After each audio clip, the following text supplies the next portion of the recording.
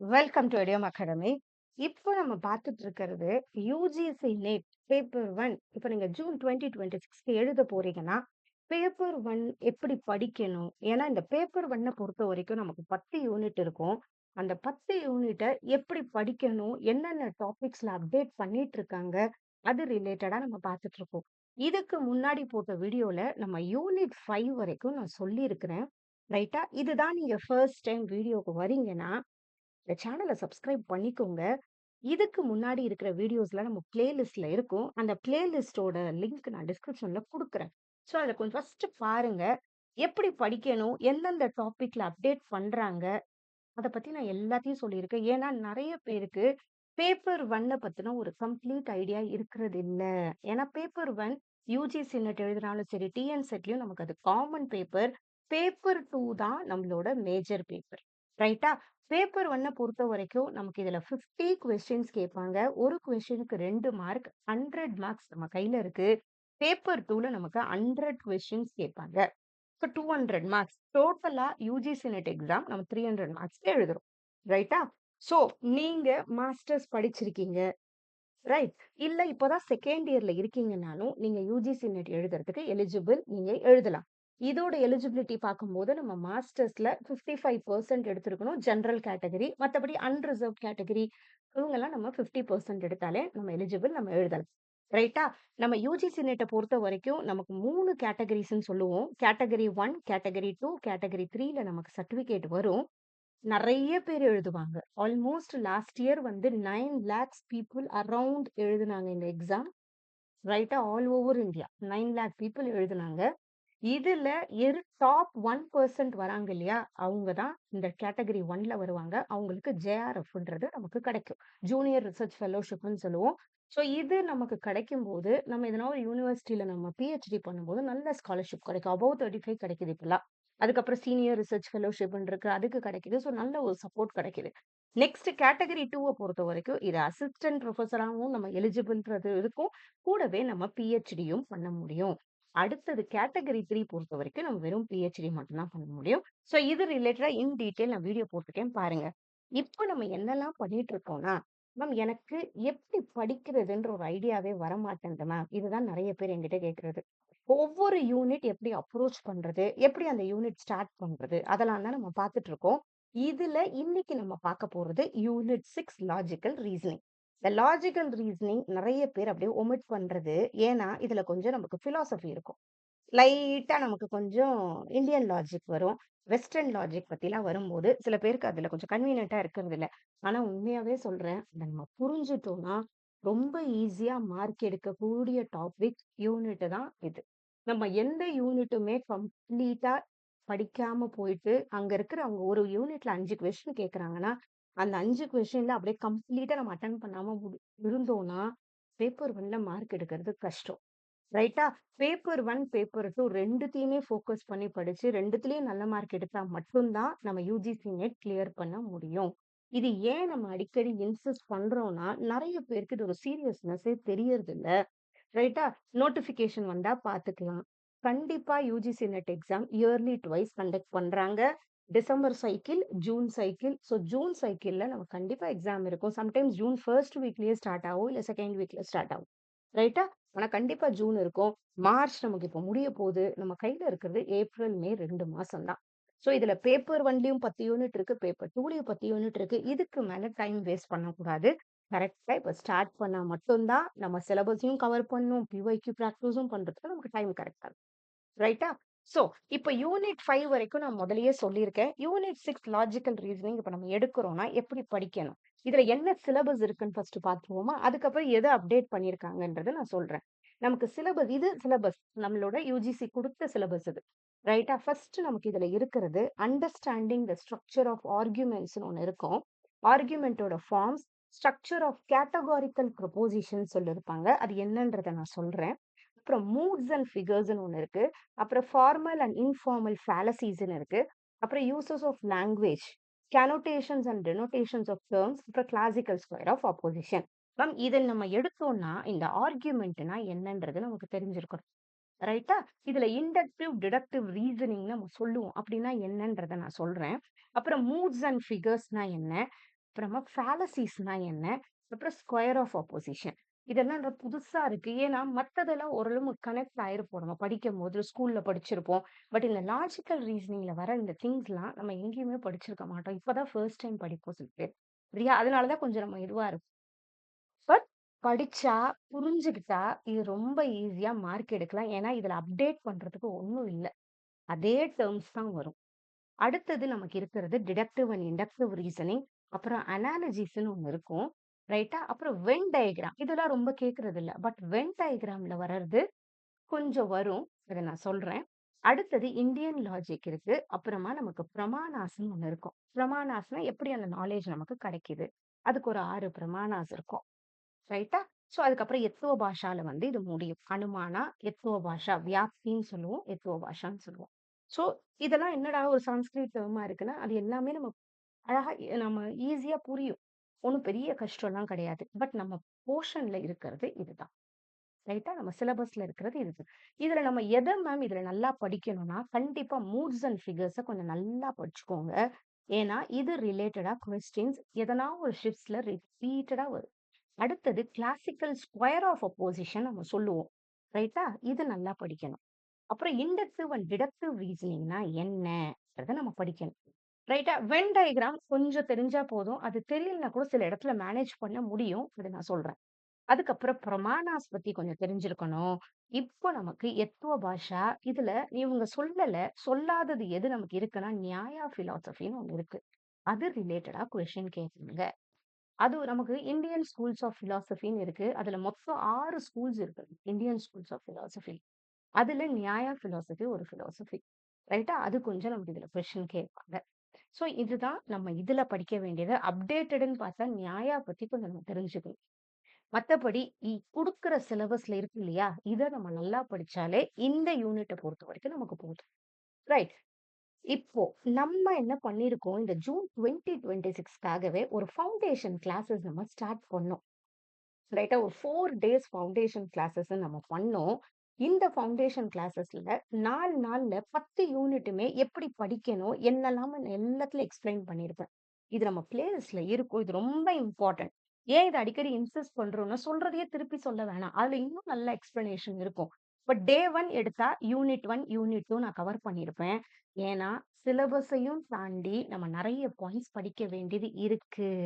ஏன்னா, இந்த பிடிஎஃப்ல இருக்கிற எல்லாத்தையும் அந்த வீடியோல நான் எக்ஸ்பிளைன் பண்ணியிருக்கேன். இப்ப யூனிட் 1 டீச்சிங் ஆப்டிட்யூட் எடுத்தா, நம்ம இந்த பாயிண்ட்ஸ் எல்லாம் கண்டிப்பா படிக்கணும். ரைட்டா? ஸோ இது எல்லாமே நமக்கு பிஒய்க்யூஸ்ல ரிப்பீட்டடா வந்த டாபிக்ஸ். ஸோ இதெல்லாம் படிங்க. இது ஏன் ஒவ்வொரு வீடியோலயும் எல்லா யூனிட்ஸ பத்தி ஐடியா சொல்றேன்னா, எல்லாருமே எல்லா வீடியோவும் பார்க்கறதில்ல. ரைட்டா? ஸோ யாரு பார்த்தாலும் எல்லாருக்குமே ஒரு விதமான ஒரு கிளாரிட்டி கிடைக்கணுன்றதுக்காக தான். ஸோ டே 1 எடுத்தீங்கன்னா, யூனிட் 1 நம்ம கம்ப்ளீட்டா எக்ஸ்ப்ளைன் பண்ணியிருப்போம். அதுக்கப்புறம் யூனிட் 2யும் நம்ம எக்ஸ்ப்ளைன் பண்ணியிருப்போம். யூனிட் 2ல என்னென்ன டாபிக் படிக்கணும்ன்றது இதுல இருக்கு. இது எங்கேயும் இல்ல. ஃபவுண்டேஷன் கிளாஸ் வீடியோஸ்ன்னு நம்ம ஜூன் 2026க்குன்னே நம்ம ஒரு ஃபோல்டர் இருக்கு பிளேலிஸ்ட்ல. அதுல இருக்கு. இந்த வீடியோஸ் இருக்கு. ரைட்டா? ஸோ இந்த டாபிக்ஸ் எல்லாம் யூனிட் 2வ பொறுத்தவரைக்கும், ரிசர்ச் ஆப்டிட்யூட பொறுத்தவரைக்கும் கண்டிப்பா படிக்க வேண்டிய டாபிக்ஸ். ஃபர்ஸ்ட் நம்ம ஒண்ணு படிக்க ஸ்டார்ட் பண்றதுக்கு முன்னாடி, சிலபஸ்ல என்ன குடுத்துருக்காங்க? அது தெரியணும். 2வது சிலபஸ்ல எந்தெந்த இடத்துல அப்டேட் பண்ணி இப்ப கேட்க ஸ்டார்ட் பண்ணிட்டாங்க. அந்த இடத்துல நம்ம ஃபோக்கஸ் பண்ணணும். அது எதுவுமே பண்ணாம, ஏதோ ஒரு எம்சிக்யூஸ் ஒரு வீடியோல போட்டா பார்த்துக்கிட்டு, இல்ல எதையோ படிச்சுக்கிட்டு, நம்ம என்ன படிக்கிறோன்றதே நாளைக்கு மறந்துரும். அந்த மாரி படிச்சோம்னா, எக்ஸாம் நெருக்கத்துல என்ன ஆயிருக்கும்? நமக்கு ஒரு கான்ஃபிடன்ஸே இருக்காது. நீங்க இந்த ஜூன் 2026 எக்ஸாம் எழுதுறீங்க. இப்ப நான் ஏதோ ஒரு காலேஜ்ல ஒரு அசிஸ்டன்ட் புரொஃபஸரா போறேன். இப்ப நாளைக்கு ஒரு அசிஸ்டன்ட் புரொஃபசர் ரெக்ரூட்மென்ட் எக்ஸாம் வந்தா, நம்ம அதுல எலிஜிபிள் ஆவறதுக்கு கண்டிப்பா இந்த எக்ஸாம் கம்ப்ளீட் பண்ணா மட்டும் தான் முடியும். இல்லையா? இப்ப படிச்சு முடிச்சோமா, அவ்வளவுதான் அப்படியே இருந்துருவோமா? நெக்ஸ்ட் அடுத்த கட்டத்துக்கு என்ன பண்ண போறோம்? நம்ம யோசிக்கணுமா இல்லையா? இப்ப அடுத்த கட்டம் இப்ப காலேஜுக்கு போறோம்னா, இந்த எக்ஸாம் கண்டிப்பா தேவை. இது ஒரு எலிஜிபிலிட்டி எக்ஸாம். நாளைக்கு இத முடிச்சுட்டு இன்கேஸ் நான் பிஹெச்டி பண்ணணும்னு நினைக்கிறீங்கன்னா, அதுக்கு தேவை நமக்கு. இப்ப எல்லாத்துக்குமே யுஜிசி நெட் மேண்டேட்டரி ஆயிடுச்சு. ஸோ கண்டிப்பா பண்ணணும். ரைட்டா? ஸோ ஒண்ணு இப்ப 2ண்ட் இயர்ல இருக்கீங்கன்னா, இப்பயே படிக்க ஸ்டார்ட் பண்றது இன்னும் பெஸ்ட். ஸ்டார்ட் பண்ணுங்க. ஒரு 1, 2 தடவ நம்ம அட்டெம்ப்ட் எடுத்தாலும், நமக்கு அத பத்தின ஒரு நல்ல ஒரு கிளாரிட்டி கிடைச்சிரும். பிராக்டிஸ் வந்துரும். டைம் மேனேஜ்மென்ட் வந்துரும். ரைட்டா? ஸோ யூனிட் 2 இது 2மே நம்ம டே 1 வீடியோல நம்ம கம்ப்ளீட் பண்ணியிருக்கோம். இப்ப நானு டே 2க்கு நான் போறேன்னா இப்ப இது டே 1 ஆயிடுச்சா? இப்ப இதுல வந்து டே 2 நான் பண்றேன்னா, டே 2ல நான் என்ன பண்ணியிருக்கோம், யூனிட் 3, யூனிட் 4, யூனிட் 5 இது 3த்தையும் கம்ப்ளீட் பண்ணியிருக்கோம். இது எல்லாமே நம்மளோட அந்த ஃபவுண்டேஷன் கிளாஸ் அதுல இருக்கும்.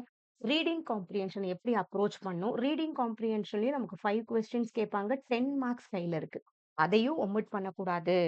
ரைட்டா? கொஞ்சம் இங்கிலீஷ் கொஞ்சம் அதுல ஸ்டாண்டர்டா இருக்கும். கொஞ்சம் பிராக்டிஸ் பண்ணா மட்டும் தான் புரியும். நெக்ஸ்ட் யூனிட் 4 கம்யூனிகேஷன்ல நெறைய அப்டேட்டட் ஆவுது. அதுவும் நமக்கு தெரியணும். இதுல நான் போட்டிருப்பேன். எப்படி இருக்கும் யூனிட் 4ல கம்யூனிகேஷனோட அந்த ஒரு அவங்க குடுத்திருக்கிற சிலபஸ பார்த்தா சின்னதா இருக்கும். ஒரு 4 வேர்டு தான் இருக்கும். ஆனா, இதுல இத்தன டாபிக்ஸ் நமக்கு இப்போ வருது. ஓகே. ஓடிடி பிளாட்ஃபார்ம் பத்தி, மூவிஸ் பத்தி, ஆஸ்கார் மூவிஸ் பத்திலாம் வந்தது. ட்ரிபிள் ஆர் மூவி பத்திலாம் கொஸ்டின். டைரக்டர்ஸ் பத்தி. ஏன்னா கம்யூனிகேஷன்ங்கிறது எல்லா இடத்தையும் கவர் பண்ணது ஒரு வாஸ்ட் அது ஆக்சுவலா. இதெல்லாம் நமக்கு இதுவரைக்கும் வந்தது. ஸோ இந்த வீடியோவ பார்க்கும்போது இந்த ஐடியா கண்டிப்பா வரும். யூனிட் 4ல எதெல்லாம் படிக்கணும்ன்றது. நார்மலா கம்யூனிகேஷன் என்ன டைப்ஸ் என்னன்றது பேசிக்ஸ். அதையும் படிச்சுக்கிட்டு இதையும் படிக்கணும். ரைட்டா? இது யூனிட் 4 கம்யூனிகேஷன். இப்ப நீங்க ஸ்டார்ட் பண்றீங்கன்னா, இதெல்லாம் தெரிஞ்சிருக்கணும். அடுத்தது யூனிட் 5 நமக்கு மேத்தமேட்டிக்கல் ரீசனிங்க பொறுத்தவரைக்கும், நான் இது தனியாவே வீடியோ போட்டிருக்கேன். மேத்ஸ நான் கம்ப்ளீட்டா ஒமிட் பண்ணிட்டுமா? கண்டிப்பா கூடாது. மேத்ஸே தெரியலனா கூட, எதுலலாம் கான்சன்ட்ரேட் பண்ணணும்ன்றத நான் கம்ப்ளீட்டா எக்ஸ்ப்ளைன் பண்ணியிருக்கேன். அதுதான் யூனிட் 5 மேத்தமேட்டிக்கல் ரீசனிங். மேத்ஸே தெரியலனா கூட number series, alphabetic series, coding, decoding, blood relation இதெல்லாம் நம்ம பண்ண முடியும். குடுக்குற 5 கொஸ்டின் குடுப்பாங்க. 10 மார்க்கு. மேத்ஸே சுத்தமா போடாம போயிட்டு, அங்க போய் அப்படியே 10 மார்க் போயிடும் இல்லையா? நம்ம எழுதுறது காம்படிட்டிவ் எக்ஸாம். ஸோ அதுக்கு நம்மளோட பிரிப்பரேஷன் ஃபர்ஸ்ட் இம்பார்ட்டன்ட். ஸோ நம்ம படிக்கணும். ரைட்டா? ஸோ யூனிட் 5 மேத்தமேட்டிக்கல் ரீசனிங்ல அது இருக்கு. நெக்ஸ்ட் யூனிட் 6 பொறுத்தவரைக்கும் லாஜிக்கல் ரீசனிங், அப்புறம் unit 7 data interpretation, unit 8 ICT. இப்ப நம்ம என்ன டிஸ்கஸ் பண்ண போறோம்னா, நம்ம ஒவ்வொரு யூனிட்டா பார்த்திருக்கோம். இதுல 5 யூனிட் வரைக்கும் எப்படி படிக்கணும், என்ன சிலபஸ்ல இருக்கு, எங்க அப்டேஷன் ஆயிருக்கு எல்லாமே நான் எக்ஸ்பிளைன் பண்ணியிருக்கேன். கூடவே ஃபவுண்டேஷன் கிளாஸ் வீடியோஸ் கண்டிப்பா பார்க்கணும். ரைட்டா? இப்ப நம்ம யூனிட் 6 பொறுத்தவரைக்கும் லாஜிக்கல் ரீசனிங்ல நம்ம என்ன படிக்கணும், என்ன சிலபஸ்ல இருக்குன்றத பார்ப்போம். ரைட்டா? ஸ்டார்ட் பண்ணிடுவோமா? ஸோ இத்தன விஷயம் சொல்ல வேண்டியது இருக்கு. என்ன பண்றது? ஸோ யூனிட் 6 லாஜிக்கல் ரீசனிங்ல நம்ம பார்த்துட்டோம் சிலபஸ். ரைட்டா? இத எப்படி நம்ம படிக்கிறோம்? இதுல என்ன இருக்குன்னு லைட்டா நான் சொல்றேன். ரைட்டா? ம். இப்போ கொஸ்டின் கேட்டா, சில பேர் இதான் ஃபர்ஸ்ட் டைமா இருக்கீங்க. நான் பேப்பர் 1 கொஸ்டின் எப்படி இருக்குன்னா, இது ரியல் யுஜிசி நெட்டோட கொஸ்டின். நமக்கு யுஜிசி நெட்ட பொறுத்தவரைக்கும் கொஸ்டின்ஸ் எல்லாம் வந்து நார்மல் எம்சிக்யூலயும் வரும், மேட்ச் த ஃபாலோயிங் டைப்ல வரும், ரைட்டா? அசெஷன் ரீசனிங்ல வரும், அப்புறம் ஸ்டேட்மெண்ட் பேஸ்டு கொஸ்டின் வரும். ஸோ இந்த மாரி டைப் ஆஃப் கொஸ்டின்ஸ் நமக்கு வரும். இப்பதான் நீங்க ஃபர்ஸ்ட் டைம் எழுதுறீங்கன்னா, இந்த மாரி இது மல்டிபிள் ஆப்ஷன் கொஸ்டின் இது. ஏபிசிடி இந்த மாரி கைண்ட் ஆஃப் கொஸ்டினும் வரும். ரைட். ஸோ நமக்கு இந்த மாரி வெரைட்டி ஆஃப் கொஸ்டின்ஸ் இருக்கும். மொத்தம் 50 கொஸ்டின்ஸ்ல 45 கொஸ்டின்ஸ் வரைக்கும் நமக்கு அப்படியே ஸ்கேட்டர் ஆயிருக்கும். முதல் 5 கொஸ்டின் டேட்டா இன்டர்பிரிட்டேஷன்ல வந்துரும். கடைசி 5 கொஸ்டின் வந்து நமக்கு ரீடிங் காம்ப்ரிஹென்ஷன்ல வரும். மத்த நடுவுல இருக்கிறது எப்படி வேணா வரும். ஓகே. இந்த மாரி அசெஷன் ரீசன் இந்த மாதிரி கொஸ்டின்ஸ் நமக்கு வரும். ஓகேவா? இது எதுக்குன்னா ஃபர்ஸ்ட் டைமா இருக்கீங்கன்னா தெரிஞ்சுக்கோங்க. எப்படிலாம் கொஸ்டின்ஸ் வரும்னு ஒரு ஐடியா இருக்கணும். சம்டைம்ஸ் கொஸ்டின்ஸ் லென்தியாவும் இருக்கும். அதுக்கு தான் கொஞ்சம் பிராக்டிஸ் பண்ணுங்கன்றது அடிக்கடி நம்ம சொல்றது. ரைட்டா? ஸோ, இப்ப நம்ம என்ன பண்றோம்? இப்ப யூனிட் 5 நமக்கு தெரிஞ்சிருச்சு. இப்ப யூனிட் 6 லாஜிக்கல் ரீசனிங் என்ன படிக்கணும்? இப்ப நம்ம சிலபஸ்ல என்ன இருக்குன்னு பார்த்தோமா? ஆனா, அதையும் தாண்டி என்ன தேவைப்படுது? லாஜிக்கல் ரீசனிங்கோட கான்செப்ட் என்னன்றது புரியணும். சென்டென்ஸ்னா என்ன? ப்ரொபோசிஷன்னா என்ன? ப்ரிமைஸ்னா என்ன? கன்க்ளூஷன்னா என்ன? ஆர்குமென்ட்னா என்ன? என்னன்றத தெரிஞ்சுக்கணும். அப்புறம் ட்ரூத் வேல்யூனா என்ன? வேலிட் அண்ட் இன்வேலிட் ஆர்குமென்ட்னா என்ன? அப்புறம் சவுண்ட் அண்ட் அன்சவுண்ட் ஆர்குமென்ட்னா என்ன? இது 2ம் இண்டக்டிவ் அண்ட் டிடக்டிவோட சேர்ந்தது தான். அப்புறம் டைப்ஸ் ஆஃப் ரீசனிங், இன்ஃபரன்ஸ்னா என்ன? இம்மீடியேட் அண்ட் மீடியேட் இன்ஃபரன்ஸ்னா என்ன? அப்புறம் டிடக்டிவ் அண்ட் இண்டக்டிவ் ஆர்குமென்ட்னா என்ன? அப்புறம் சிலாஜிசம். இந்த சிலாஜிசம் அரிஸ்டாட்டில் சிலாஜிசம் நமக்கு இருக்கு. அப்புறம் மேஜர் ப்ரிமைஸ் என்ன? மைனர் ப்ரிமைஸ் என்ன? அப்புறம் கன்க்ளூஷன். இந்த கேட்டகாரிக்கல் ப்ரொபோசிஷன்னா என்ன? தெரிஞ்சிருக்கணும் கண்டிப்பா. அப்புறம் டிஸ்ட்ரிபியூஷன் ஆஃப் டெர்ம்ஸ் எப்படி டிஸ்ட்ரிபியூட் ஆயிருக்கு. இது நம்ம கேட்டகாரிக்கல் ப்ரொபோசிஷன் கண்டிப்பா இம்பார்ட்டன்ட். அதுல தான் நமக்கு ஸ்கொயர் ஆஃப் அப்போசிஷன் வருது, மூட் வருது, ஃபிகர் வருது. இது ரொம்ப இம்பார்ட்டன்ட் மூட்ஸ் அண்ட் ஃபிகர்ஸ். அப்புறம் கண்டிஷனல் ஸ்டேட்மெண்ட் இஃப் வர்றது ஒரு கொஸ்டின் வரும். லாஜிக்கல் ஈக்குவலன்ஸ் நம்ம சொல்லுவோம். லாஜிக்கல் ஈக்குவலன்ஸும் அடுத்தது நமக்கு இம்பார்ட்டன்ட். இதுல ரொம்ப important square of opposition, moods and figures, logical equivalence. ரைட்டா? அப்புறம் வென் டயகிராம் கொஞ்சம் பாருங்க ஈஸியா தான் இருக்கும். அப்புறம் யூனிவர்சல் அண்ட் பர்ட்டிகுலர் ஸ்டேட்மெண்ட்னா என்ன? அப்புறம் ரூல்ஸ் ஆஃப் சிலாஜிஸ்டிக் கன்க்ளூஷன் இது வேண்டாம் விட்டுருங்க. இது மட்டும் இதாவது கொஞ்சம் இந்த 3 கண்டிப்பா. அப்புறம் ஃபேலசிஸ் ரொம்ப இம்பார்ட்டன்ட். ஃபார்மல் ஃபேலசினா என்ன? இன்ஃபார்மல் ஃபேலசினா என்ன?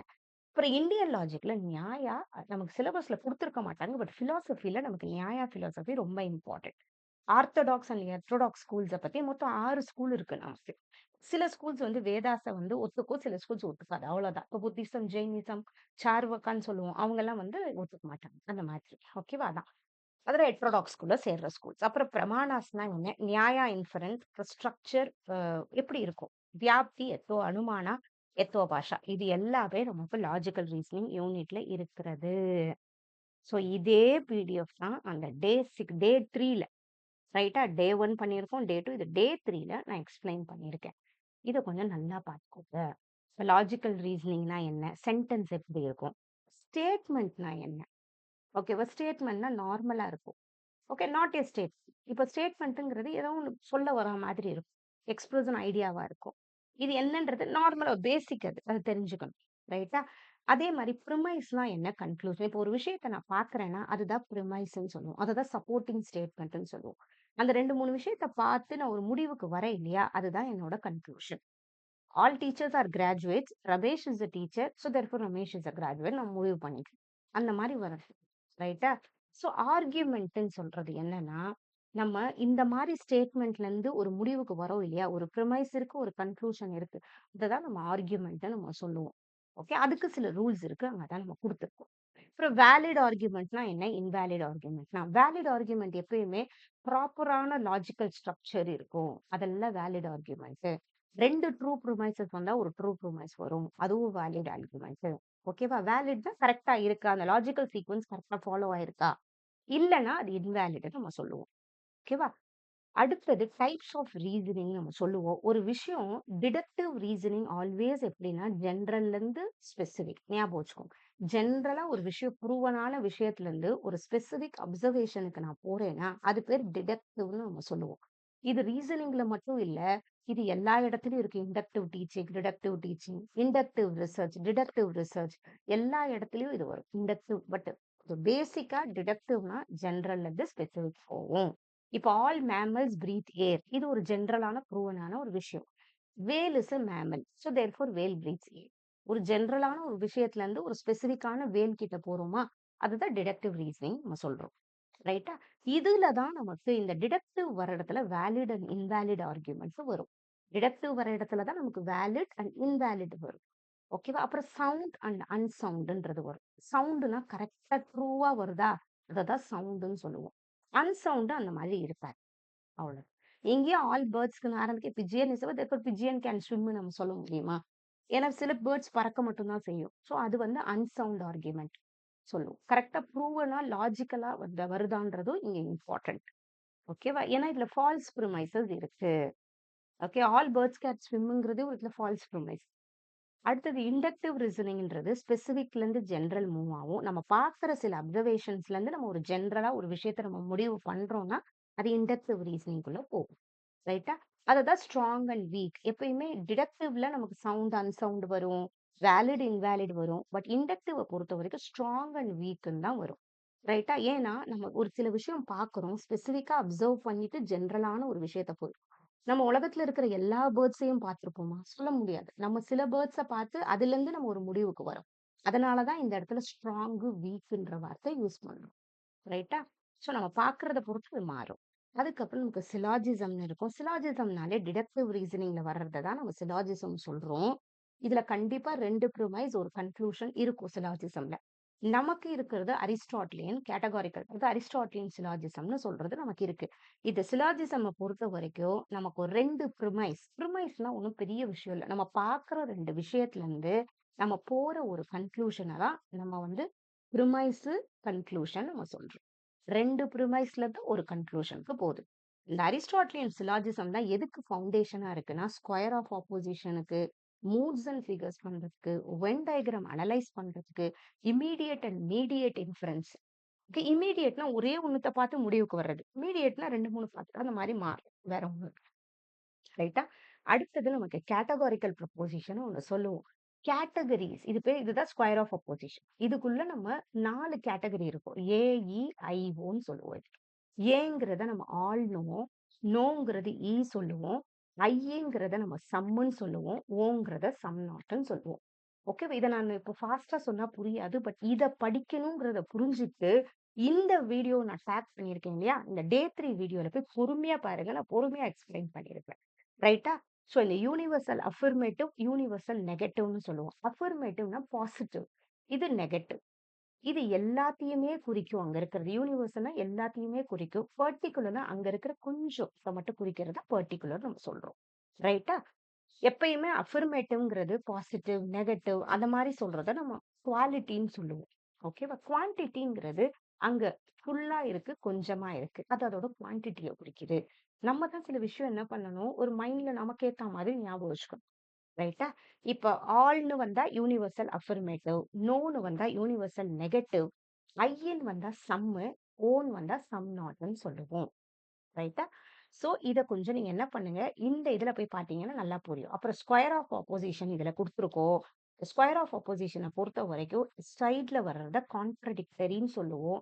மேல இருக்கிறது கான்ட்ரரி, சப் கான்ட்ரரி. ஏன் மேம் இது தேவைப்படுதுன்னா, நமக்கு ஒரு 2 சென்டென்ஸ் குடுக்குறாங்க இல்லையா? அந்த சென்டென்ஸ் எப்படி கனெக்டடா இருக்கு? அதுல என்ன இருக்கு? அது எப்படி அது கனெக்ட் ஆயிருக்குன்னு நம்ம பார்க்கறதுக்கு நமக்கு இது தேவைப்படுது.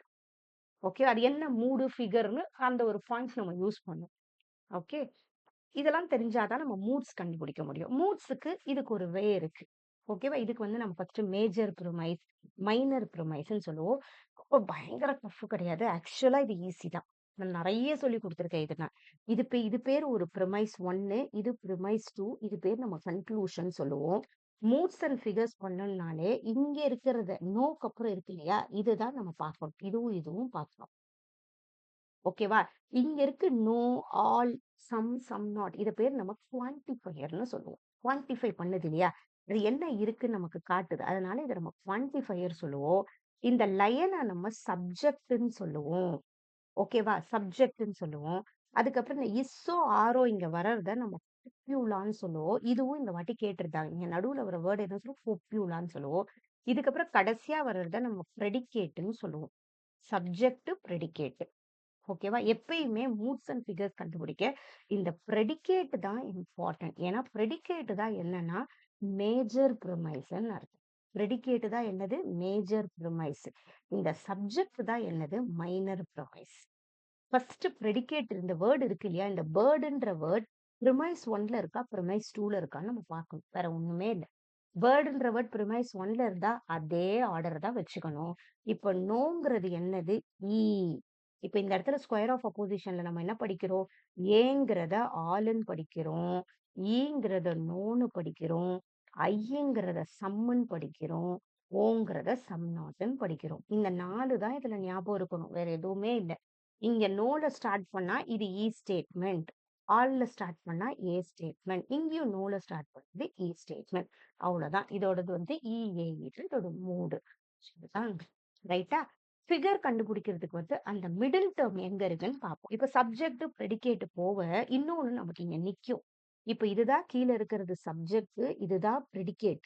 கிரீக் போயிடுச்சு, மார்டல் போயிடுச்சுன்னா, இங்க ஹியூமன்ஸ்ன்ற வேர்ட் இங்க ப்ரிமைஸ் 1, ப்ரிமைஸ் 2ல இருக்கு இல்லையா? இது பேரு தான் மிடில் டெர்ம்ன்னு அர்த்தம். இந்த மிடில் டெர்ம் கண்டுபிடிக்கிறதுக்கு நம்ம என்ன பண்ணணும்? ஃபர்ஸ்ட் மூடு கண்டுபிடிக்கணும். ப்ராப்பரா மூட் அரேஞ்ச் பண்ணிட்டு, அதுக்கப்புறமா இந்த மிடில் டெர்ம் எங்க நிக்குதுன்னு பார்த்து, இதுதான் அந்த பொசிஷன். இந்த இந்த மிடில் டெர்மோட பொசிஷன் எங்க இருக்குன்னு பார்த்துட்டு, இதோட ஃபிகர் கண்டுபிடிக்கணும். இது ரொம்ப இம்பார்ட்டன்ட் மூட்ஸ் அண்ட் ஃபிகர்ஸ். அதுக்கப்புறம் இதுல நமக்கு ரொம்ப இம்பார்ட்டன்ட் இந்த லாஜிக்கல் ஈக்குவலன்ஸ். இந்த கொஸ்டின் எப்படி வரும்னா, என்னெல்லாம் ஸ்டேட்மெண்ட் இந்த ஸ்டேட்மெண்ட்டுக்கு லாஜிக்கலா ஈக்குவலன்ட் ஆகும். இதுக்கு நெறைய பேர் ஏதேதோ மெத்தட் சொல்லிக் குடுக்குறாங்க. அது மெத்தட் கிடையாது. இதுக்கு ஒரு சின்ன சின்ன விஷயம் நமக்கு தேவை. கன்வர்ஸ் என்ன? இன்வெர்ஸ்னா என்ன? கான்ட்ரா பாசிட்டிவ்னா என்ன? அப்வர்ஷன்னா என்ன? இதுல இது 2 ரொம்ப முக்கியம். இது 2 தெரிஞ்சா தான் லாஜிக்கல் ஈக்குவலன்ஸ் பண்ண முடியும். Contrapositive, obversion. ஓகேவா? இந்த கான்ட்ரா பாசிட்டிவ்னா ஒண்ணுமே இல்ல. நம்ம இப்ப இந்த இடத்துல சப்ஜெக்ட் இப்ப ஆல் எஸ் பீன்னு இருக்குன்னா, இங்க இருக்கிற சப்ஜெக்ட் இது 2மே மாறிடும் இந்த இடத்துல. சப்ஜெக்ட் பிரெடிகேட் ஆயிடும். இது இப்ப இன்னொன்னு இருக்குன்னா, இந்த இடத்துல மாறிடும். இந்த பி வந்து இங்க வந்துரும். இங்க எஸ் இந்த மாரி மாறிடும். கூடவே நான் வேற ஆட் ஆயிடும். அவ்வளோதான். இந்த மாரி வந்தா இது பேர் கான்ட்ரா பாசிட்டிவ் சொல்லுவோம். சப்ஜெக்டும், ப்ரெடிகேட்டும் மாறிடும். 2 இடத்துல நானும் ஆச்சுன்னா, அது பேர் கான்ட்ரா பாசிட்டிவ். இந்த மாரி ஸ்டேட்மெண்ட் வந்துச்சுன்னா, இது 2மே லாஜிக்கலா ஆக்சுவலா ஈக்வலன்ட் தான். ஓகேவா? அப்வர்ஷன் ஸ்டேட்மெண்ட் என்ன பண்ணும்னா, ஆல்ன்னு இருந்தா நோன்னு மாறிடும். ஓகேவா? ஆல்ன்னு இருந்தா நோன்னு மாறிடும். கூடவே இந்த இடத்துல ப்ரெடிகேட் டெர்ம் ஒண்ணு இருக்கும். இப்ப ப்ரெடிகேட் டெர்ம் வந்து நான் இப்ப ப்ரெடிகேட் பால்ன்னு வச்சிருக்கேன்னா, நான் பால் அந்த மாரி ஏதோ ஒண்ணு மாறிடும்.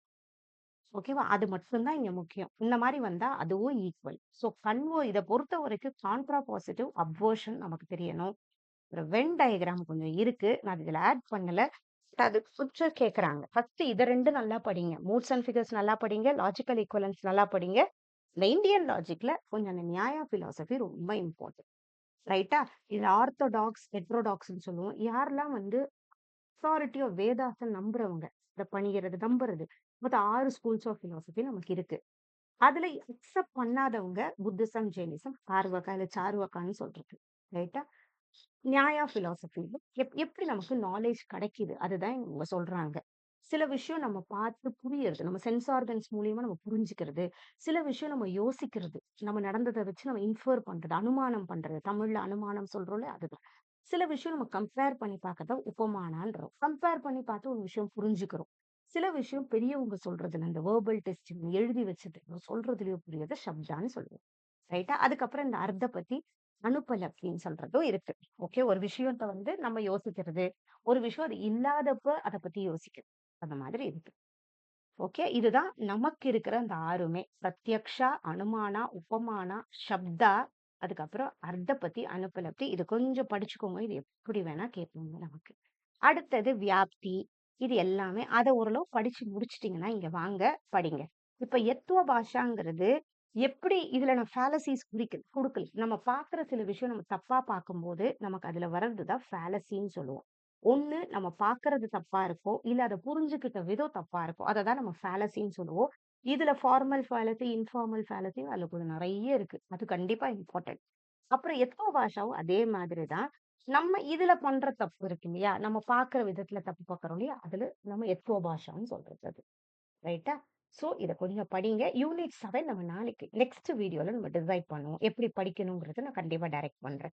சோ யூனிட் 6 பொறுத்தவரைக்கும் இதெல்லாம் கண்டிப்பா நீங்க படிக்கணும். இதுவரைக்கும் நம்ம எல்லா யூனிட்ஸும் ஒண்ணொண்ணா பார்த்துட்டு இருக்கோம். எது படிக்கணும், எங்க அப்டேட் பண்ணுவாங்க, அதெல்லாம் கொஞ்சம் கரெக்ட்டா படிக்க ஸ்டார்ட் பண்ணுங்க. இந்த ஃபவுண்டேஷன் கிளாஸ் வீடியோஸ் நம்ம பிளேலிஸ்ட்ல இருக்கும். இந்த வீடியோஸ பாருங்க. ரைட்டா? நெக்ஸ்ட் நம்ம இது ரிலேட்டட் எம்சிக்யூவும் வச்சிருக்கோம். அத நம்ம அப்புறமா பார்ப்போம். நம்ம இடியோம் அகாடமில நம்ம கிராஷ் கோர்ஸ ஸ்டார்ட் பண்ண போறோம். ரைட்டா?